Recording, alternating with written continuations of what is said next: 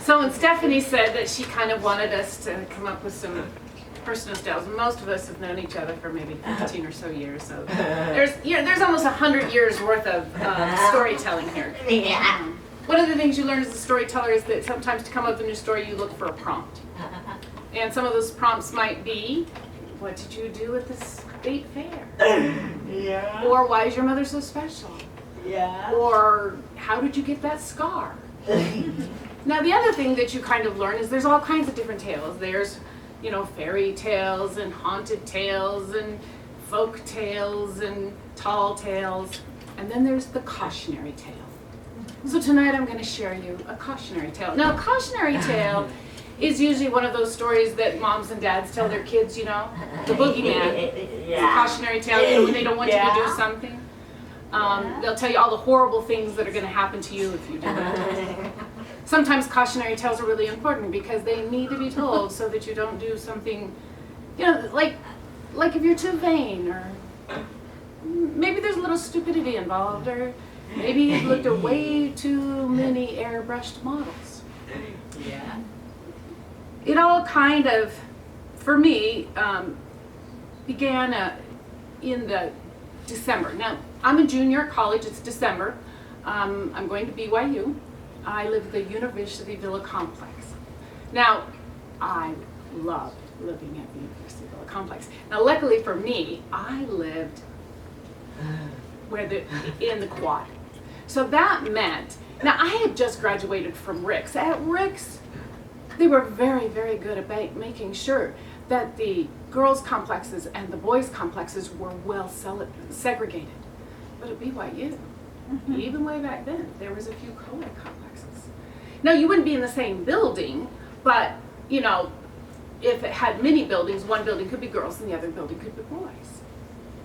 There at University Villa, the north building, or the south building was girls, and we looked out over the quad. And the north buildings was guys, and they looked out over the quad. So, and the quad was a big swimming pool, and it's kind of where we'd have all of our University Villa parties. Now, for a boy-crazed girl, this was awesome. Because we would just sit out there in our window, and we could just scope different guys out, and there's 3 levels, and you figured out which guy in what apartment. And, well, in December, the current crush was Brad Wardrobe. He was adorable. Now, if you were to go back and read some of my journals, it would probably read something like, finals have been rough. I've hardly had any chance to even see Brad. Because that's what's really important when you're going to BYU. Now, mind you, I did graduate without my MRS, but that's a whole nother story. And now by Sunday, the journal reads something like, went to church, saw Brad, turned around, was talking to some girl. Ugh. But on my way out, I did happen to mention, why don't you stop by? He said he would. Waited all day long, never showed up. Wonder if he's really interested. Now by Tuesday, we're back in love again. He's asked if I want to go skiing. I naturally said yes. Maybe I should tell him I don't know how to ski. We'll cross that bridge when we get to it, not worried, And then Wednesday, we do go out, and I write, this is the beginning of a wonderful relationship. I'm excited. Now, I'm not sure why we decide not to go skiing, but my journal says something about we've gone in and we turned in our skis. We had rented some skis, but we turned them in, and maybe it had to do with work. It was the end of the semester. Most everybody had left. There's only a few of us left at the complex. I worked at the University Mall, and so, Christmas retail. So I had to stay until the 23rd before I could go home. And I think he was about the same. So somehow we can't go skiing, and we've just decided we'll have a swim day. Because, of course, in the wintertime, they put a cover over the swimming pool so we could go swimming. Now, girls, some of you younger girls back there, yes, please take it from a wise and experienced woman that 4 or 6 hours of dieting will not make you skinny. It's true. I would also come to find out that, see, water weight, if you want to lose water weight, you actually have to sweat, you know, to get rid of the water weight. I didn't know that. I didn't know that heavy physical exertion would be involved. I just decided that I just wouldn't eat or drink anything until I had gone swimming. And then that way I would look as good as the, you know, swimsuit models in the magazines, you know. And mind you, I was thin enough. I don't know what I was worried about, but you know, those images, they get to you. I should have been just confident in my own awesomeness and not worry about my skinniness. But I was young, dumb, and naive, and I wanted to impress Brad, so I didn't eat or drink. But I looked good. That was what was important. We went swimming, all was good. Now you're thinking, not a biggie.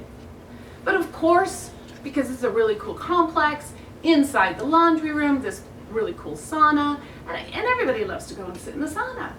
And so he, you know, about ready to wrap up and, hey, do you want to go sit in the sauna for a while? And I love the heat. I've always loved the heat. I could sit in the sauna a lot longer than anybody else. So I didn't think anything about it. Maybe because I never took physics. I don't know what it was, but I go into the sauna, I'm in there, you know, we're chatting away, and all of a sudden, I don't feel so good. All of a sudden I'm getting that kind of nauseous feeling. I'm getting that kind of lightheaded feeling. Now physics says that if you're going to go into a sauna where there is a lot of heat, you need to be hydrated. You know, of course, I didn't take physics then. I still haven't taken physics. That's okay.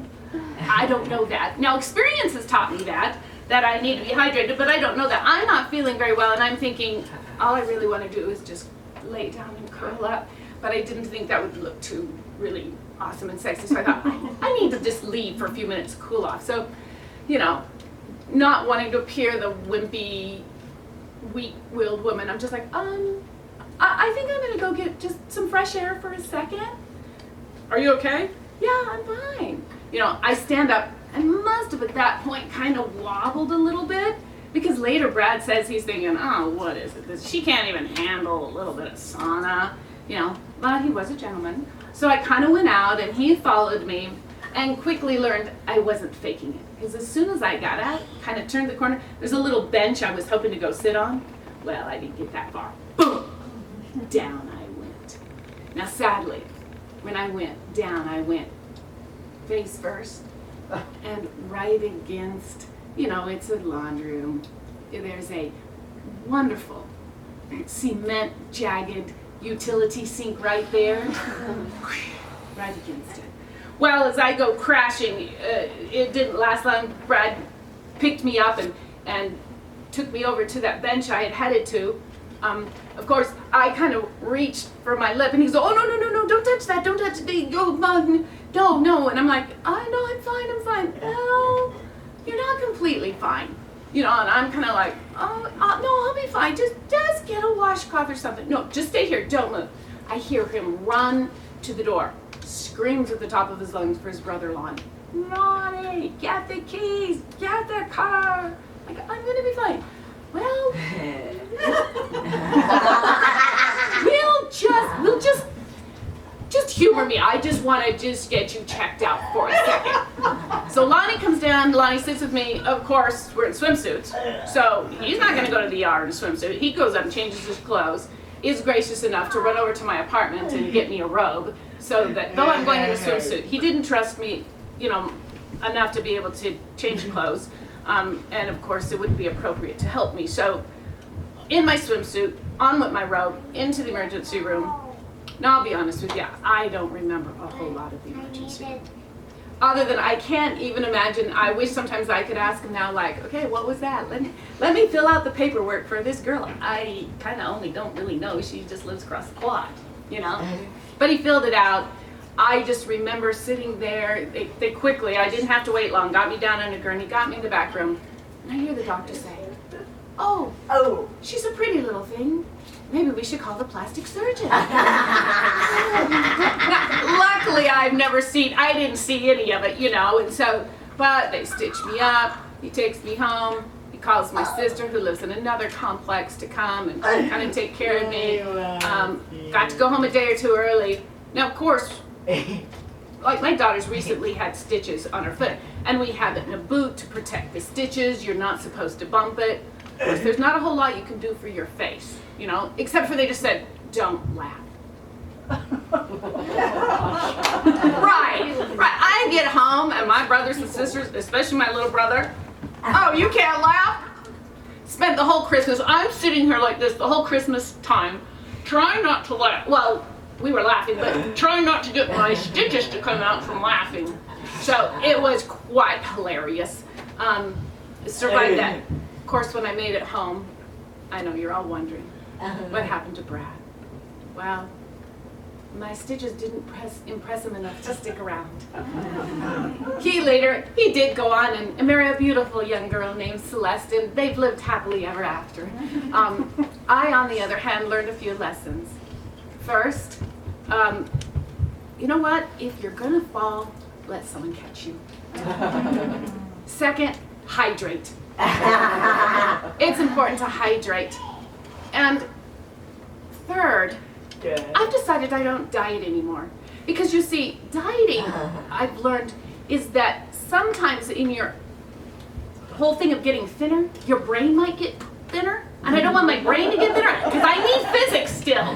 So, you know, I hydrate, I don't diet, and I let people catch